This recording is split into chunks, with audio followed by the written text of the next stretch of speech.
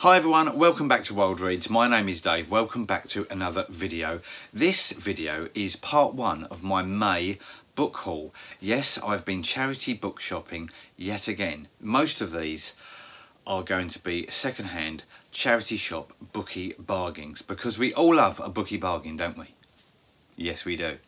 Okay, there are a couple of new books here. I haven't refrained completely from buying brand new books, but these are mostly charity shop second-hand finds, and I've had to split it into two because I've got about 50 books that I haven't showed you yet, so I can't do 50 books in one video. We'll be here all night. So let's get straight on with the books. Recently we went back up to Yorkshire for the fourth time this year, and the bookshops, the charity bookshops in Yorkshire are stocked with the most brilliant books. I've got a big salute to the readers of Yorkshire because your reading taste is absolutely spot on. It's not like down here. You go in a bookshop round here or a charity shop round here and all you will see is shelf after shelf after shelf of 50 Shades of Grey and Dick Francis and Dan Brown and Catherine Cookson, and you know, I'm not knocking it. If people want to read those books, that's fine, but it's not necessarily my taste. Go up to Yorkshire and every shop you go in, I come out with a bag full. So the first book I've got for you is Neville Shute. This is a vintage Red Spine edition. This is A Town Like Alice. This book has been on my radar for, God, 10 years or more, maybe more. Maybe more. I'm saying 10 years because it's the first number that crept into my head, but I've been wanting to read this for absolutely years and years and years. Jean Paget is just 20 years old and working in Malaya when the Japanese invasion begins. When she is captured, she joins a group of other women and children whom the Japanese force to walk for miles through the jungle, leading to the deaths of many. Due to her courageous spirit, Jean takes on the role of leader of the sorry gaggle of prisoners. While on the march, the group runs into an Australian prisoner, Joe Harmon, who helps them steal some food and is horrifically punished as a result. Jean's adventures and her bond with Joe form the heart of this gripping and moving story. I'm not sure actually when this came out. I've completely forgotten when this came out. So it was published by, so it was first published in 1950, but Vintage published it in 2009 with an introduction by Eric Lomax. So that's Neville Shute, A Town Like Alice. My first book of the book haul. The second book is another vintage edition. This is, what's her first name? I've forgotten her first name. I've just seen it. Isabel Allende. This is The House of the Spirits. As I say, a Red Spine edition, but annoyingly, and people that collect these vintage Red Spine editions, you will know it's nice to have the same shade of red. These are slightly different. If you can the camera pick that up? There's a slightly different hue of red here, which may not seem important to you all, but when you've got them all lined up on a shelf, if you've got one a slightly different shade, it does tend to stick out, which is a little bit annoying, but I can live with it. I can live with it. Okay, so this is The House of the Spirits. As a girl, Clara Duval can read fortunes, make objects move as if they had lives of their own, and predict the future. Following the mysterious death of her sister, Rosa the Beautiful, Clara is mute for 9 years. When she breaks her silence, it is to announce that she will be married soon to the stern and volatile landowner. Set in an unnamed Latin American country over 3 generations, The House of the Spirits is a magnificent tale of a proud and passionate family, secret loves and violent revolution. That sounds really, really good. And in true book haul fashion, I am very much looking forward to reading that. The third one I've got is, I'm going to lose count of these, so I'm not going to keep up the numbering. And I have, this was from Oxfam, and Oxfam are really, really obsessed with stickering their books. So I've spent a good 20 minutes before this haul de-stickering books. I've been after this for a long, long time. This is the collected short stories of E.M. Forster in this, and I've been after it in this binding for a long time as well. I've got it in a sort of an E.M. Forster collection, but not on its own. So E.M. Forster, collected short stories. For those of you that have been watching this channel for any length of time, you will know I'm a huge E.M. Forster fan, and Howard's End is indeed my favourite book of all time. The next book I've got is, what did I say? I said I've been de-stickering these books. Look at what I pick up. It's a book with 2 stickers on it. Anyway, this is Idaho by Emily Rustakovich. I've featured this on one of my 6 book videos this year, but I've not bought it so far. I know many of you would have read this book, and I've heard some very, very good things about it. So really, really looking forward to reading this because I've heard such good things. And it sounds and it looks and it sounds really good. And this cover, I know it's only a paperback, but this cover is gorgeous. It's got like this matte laminate on it. I saw this on the recent booktuber meetup. I took a photograph of a poster for a book on in an underground station because it looked really, really good. And I bought this in W.H. Smith's. This is The Silent Companions by Laura Purcell. This is published by Raven Books. It's new out in, well, newish out in paperback.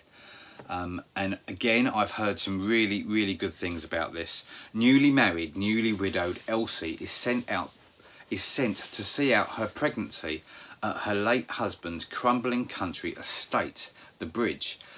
For those of you that know this channel, you will know that I love books about big country houses, so this is right up my alley. With her new servants resentful and the local villagers actively hostile, Elsie has only her husband's awkward cousin for company, or so she thinks. For inside her new home lies a mysterious wooden figure, a silent companion that bears an unsettling resemblance to Elsie herself. Ooh, that sounds really spooky and really, really good. Apparently it's quite gothic and sounds brilliant. So, sorry, that's The Silent Companions by Laura Purcell, published by Raven Books. The next book is another new, well, it's a new one. It's no stranger. You will know that I'm a big fan of the author Ruth Hogan. I recently went to her book launch for her second book, The Wisdom of Sally Redshoes. And her publisher Two Roads recently republished her first book, The Keeper of Lost Things, in a lovely spring edition. So I just had to buy it because I am a completist and I know I've got the hardback of this book. I've got the paperback of this book. I have a proof copy of this book, but I didn't have this book in its wonderful new spring binding. Isn't that gorgeous? So I just had to buy it, and it was, along with this one, it was buy one and get one half price. So the next book I've got is William Golding, The Papermen, a beautiful old Faber copy of it. I've never read this before. I've read Golding's other work, but I've never really got round to reading this. And it sounds really, really good. It's not very long. It's under 200 pages. So I saw it was about 40p or something. So, you know, who isn't going to pick up an old Faber copy for 40p? The next book, I've owned this book a lot in the past. This is Salman Rushdie, Midnight's Children. This one, The Booker. This one, The Booker of Bookers. This is a fantastic, fantastic book. I've read it, I think, twice in my life, but I didn't have any copies of it. And I did think before we went up to Yorkshire, if I see another copy of this, even though I've read it twice, it's one of my favourite novels of all time. So I think I'm always going to own a copy of this now. So as I'm saying this, I'm de-stickering. But yeah, Salman Rushdie, Midnight's Children, because it's a wonderful book, and this is an old vintage edition of it. The next book I've got, this is by Mari Strachman, The Earth Hums in B flat. This was published by Canongate a couple of years ago, or a few years ago now. Gwenny Morgan is not like any other girl in her small Welsh town. Inquisitive, bookish and full of spirit, she can fly in her sleep and loves playing detective. So when a neighbour mysteriously vanishes and no one seems to be asking the right questions, Gwenny decides to conduct her own investigation. Mari Strachan's unforgettable novel was one of the most acclaimed and successful debuts of 2009. It is a heartbreaking and hugely enjoyable book. So that's The Earth Hums in B flat. The next book I've got for you is some Murakami. Now, I have attempted what Murakami book did I read? I've read a Murakami before, but this is a huge book. Look at this. This is the Wind Up Bird Chronicle. Now I'm going to ask your advice on this one, because I bought this was 50p, 50 pence for a book of this size. Wonderful, what a bargain. But is it any good? I don't know.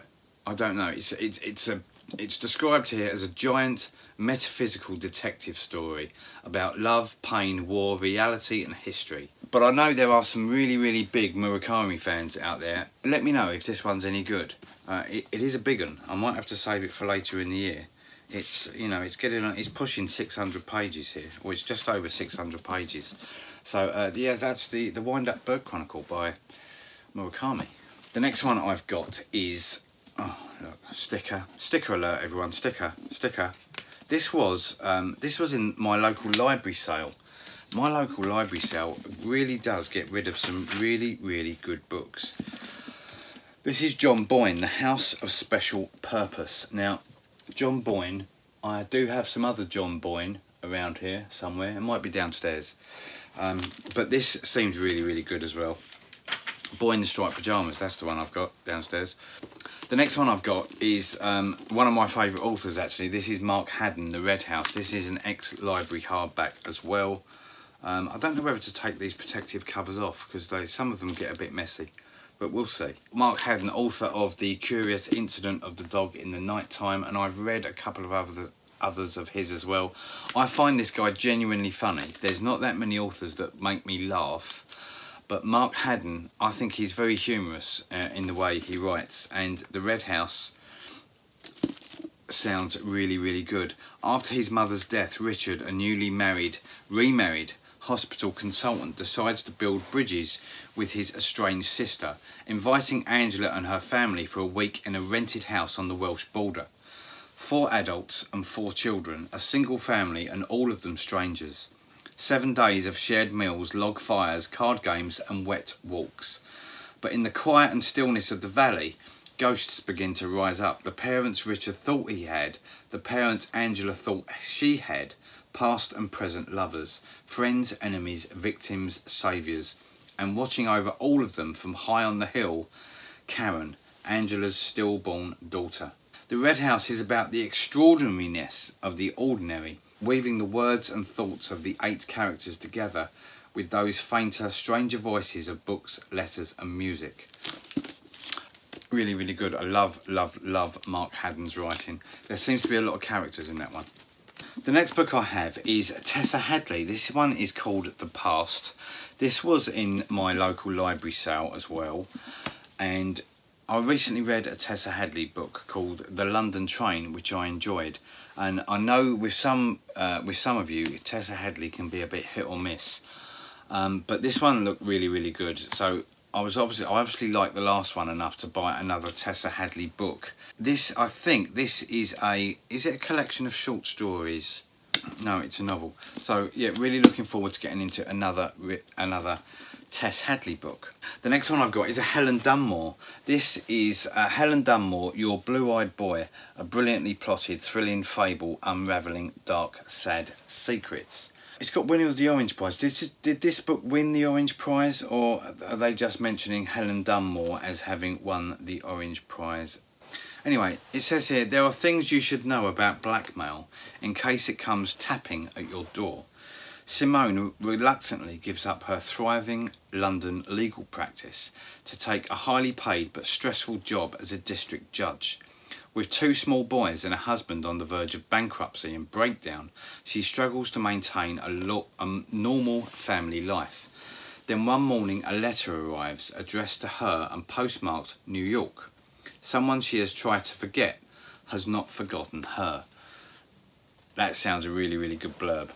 So really looking forward to getting to that one. That's Helen Dunmore, Your Blue-Eyed Boy. A lovely little penguin edition.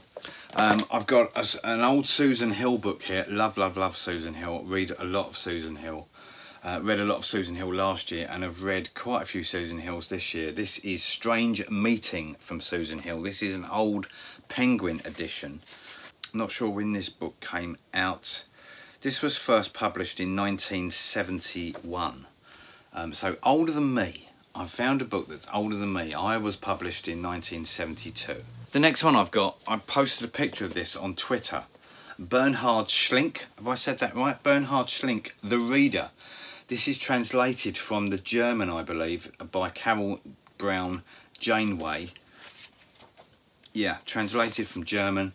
Apparently this book is really, really good, and there's a lot of you out there that really love this book. Bernhard Schlink's extraordinary novel, The Reader, is a compelling meditation on the connections between Germany's past and present, dramatised with extreme emotional intelligence as the story of a relationship between the narrator and an older woman. It has won deserved praise across Europe for the tact and power with which it handles its material, both erotic and philosophical. So I think I'm going to be putting this on my TBR for next month because it does seem very popular, and it's not one that I've come across before. I've got another Helen Dunmore here. This is The Siege. This is a Penguin edition. Oh look, sticker. Never mind.